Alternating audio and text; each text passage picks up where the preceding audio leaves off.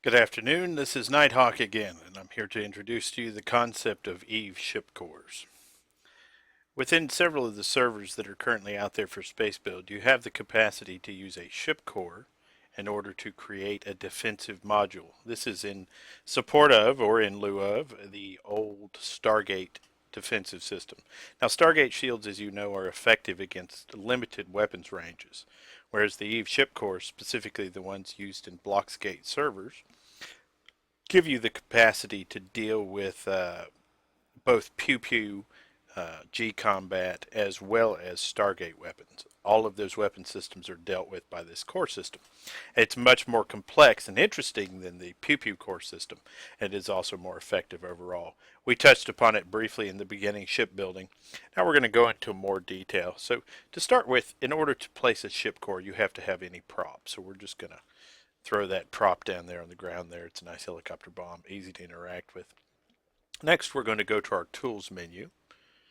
We're going to go down and we're going to select the option for ship cores. Okay. Now, if you're an EVE Online player, you'll recognize some of these races. Amarian are armor tankers. Caldari are shield tankers. Civilian is kind of a mix of both. Galante is an heavier armor ship, and Minmator are heavier shield ships. So to begin with, we're just going to choose a Caldari core. Now you'll see as soon as we left click on the prop, it changes to a core. This is ship core Caldari. It has 1440 hull, 1440 armor, 1700 shield. So you see the shield tanker has a higher shield. It has a shield recharge of 136 and a capacitor current total of 175. Cap recharge is 146 a minute. It has a mass of 36 kilograms and a signal radius of 1 meter, and we'll talk more about those stats later. By pressing E on the core, I can see all those same stats and what their health percentage is. Additionally, I can select their current resistances. Shields have a native resistance of no defense against EMP, good defense against explosive, moderate defense against kinetic damage, and poor defense against thermal. Armor is good against EMP, while bad against explosive, and kind of midline on thermal and kinetic. And your hull has no damage resistance. So that hull figure is zero damage resistance. It will just take the 100% of the damage values. And then for fitting as is, this particular, and we're going to focus on middle slots, this particular item can hold two modules as is right now, and it has 122 CPU and 26 power grid. And we're going to talk about why that's important, because your core is just one part of your ship. So we're going to create a prop over here. We're going to say, here is my spaceship. And I've put my spaceship directly on top of my core. So my spaceship prop has a certain armor value to it. And if I attach a core via a weld or a parent maneuver to my spaceship, and in a second the core will update with the value from that core. So now you see our values have gone up considerably because we have more hull, we have more shield, etc., etc. So this is now a tougher ship. In addition, if we press E on it, you'll find that I have additional fitting. So now I can hold up to 8 modules on this. So let's talk about modules.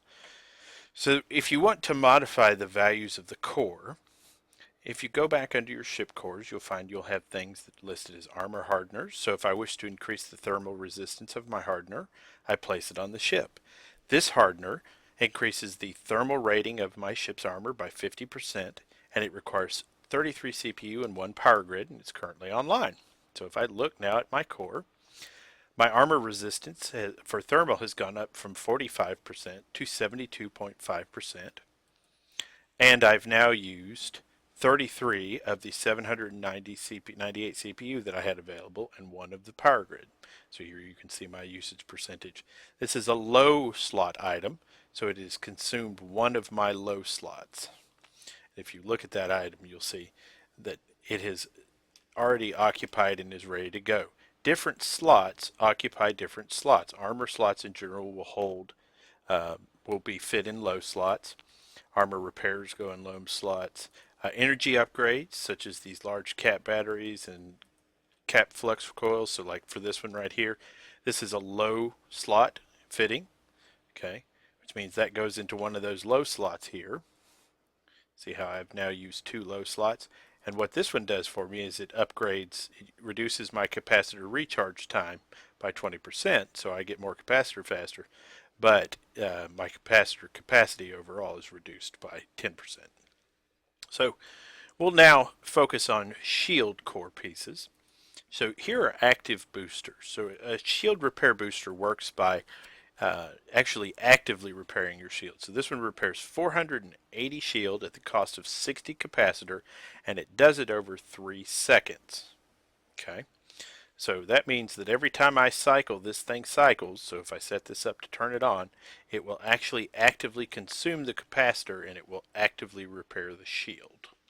Okay, and they're different sized boosters. Each of them, as you go through the chain, uses different power grids. So like this one is offline, and as you see on the status there at the bottom, it says offline PG. That means that my core does not have sufficient amounts of power grid, it has 31,000 power grid, to hold a capital ship size repair. As you see that under PG, that requires 75,000 power grid. So you can't just put on the biggest repair out there and have an I win button for your repair system. In addition, you have hardeners. Here is an explosive hardener for a shield. So this one is a passive module that instantly increases my explosive status by 50%. So that increases the resistance of my shield explosive resistance by 50%. Now, why is it important to have resists on your core? Well, that, ladies and gentlemen, is a matter of what weapon systems do what damage. So if we look at Pew Pew, for instance, so we're going to come up here to Pew Pew. We're going to look at our Pew Pew weapons. Okay. So let's say, for argument's sake, here's a laser cannon, right? So here's my basic laser cannon. So if I actually hold down the use key for 2 seconds, I'll get the image. So if I hold down the E key for 2 seconds on the weapon, and this one does slice damage, which is actually translates into heat damage. So this one actually does heat damage when it hits. So this laser cannon does heat damage, and that's thermal in the core system. So if I'm interested in defending my ship from damage from this, whether it be my armor or my shield, I need to go heavier on my thermal. Several different weapon systems use different types of damage, and if you actually look through them, both Pew Pew and in Stargate and so forth, you can discover what damage you have to resist against to be successful. There's a video out there of me fighting somebody using beam weapons on their ship exclusively, and I took virtually no damage at all because my ship was already spec'd to deal with that type of damage as it was incoming. So guys, this is a very, very basic overview of the core system. My advice is that you get in here, go into your tools section, look through under the cores, look through the different options you have for your hardeners. Okay, amplifiers, these are interesting ones. They actually use lower settings. You'll find that some of the items may provide less resistance, but they'll use lower fitting. So if you have a smaller ship that has less fitting available, less CPU and less power grid, it's very useful. Multi-hardeners are handy. They do across the entire grid. But remember, you can shield tank, you can armor tank. Some people will talk about hull tanking. I don't hull tank because, to be honest with you, your hull has no native recharge. You can active tank or you can passive tank. You can use things like a shield recharger here. And so the shield recharger drops my shield recharge rate by 10%. So shield recharge 3,824. Put another one down, and now my shield recharge rate drops to 3,442. And if I use those modules, very good ones, these are kind of low end ones, I can drop my shield recharge rate and do a passive tank where my shield will have a native recharge rate that will enable me to resist damage because my shields regenerate faster than I'm taking incoming damage. Gang, this completes the tutorial. Please rewind it and review if you have questions, and thanks for playing.